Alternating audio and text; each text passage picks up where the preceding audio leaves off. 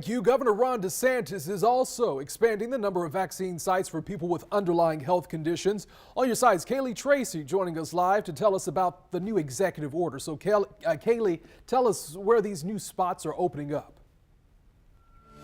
Well, Anthony, right now, pharmacies like here inside Publix and doctors' offices around the state, across the state, they're now offering the vaccine to those under 65 with underlying health conditions. Here at Publix, this one and across the area, they did run out of the appointments for the next few days this morning, but your next chance is Wednesday at 7 a.m.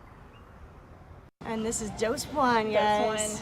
Our Leah Shields got her vaccine at Walmart this morning. Leah, who has congenital heart disease, is one of many across the state who can now get vaccinated at a pharmacy or doctor's office. The change comes after Governor Ron DeSantis signed an executive order Friday allowing doctor's offices, pharmacies like Walmart and Publix, and advanced practice nurses to vaccinate people under 65 who are medically vulnerable. According to the CDC, if you check yes to any of the following, you qualify as medically vulnerable: lung disease or asthma, serious heart conditions, immunocompromised, severe obesity, underlying medical conditions like diabetes, kidney disease, Down syndrome, or sickle cell disease. State sites and county health departments are not vaccinating this group right now. If you get an appointment, bring proof of eligibility like a note from your doctor. When booking on Walmart's website, choose the Emergency Medical Services option. You'll then answer questions about your chronic illness. According to state officials, caregivers of those who are medically vulnerable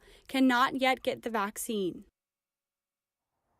Leah Shields shares her story from scheduling that appointment to up to this morning. That first dose, that's tomorrow on GMJ. Now coming up at 6, we'll share a story of a woman who just found out this morning she is able to get an appointment because she has an underlying health condition. That's tonight at 6. For now, reporting live on the South Side, Kaylee Tracy, First Coast News on your side.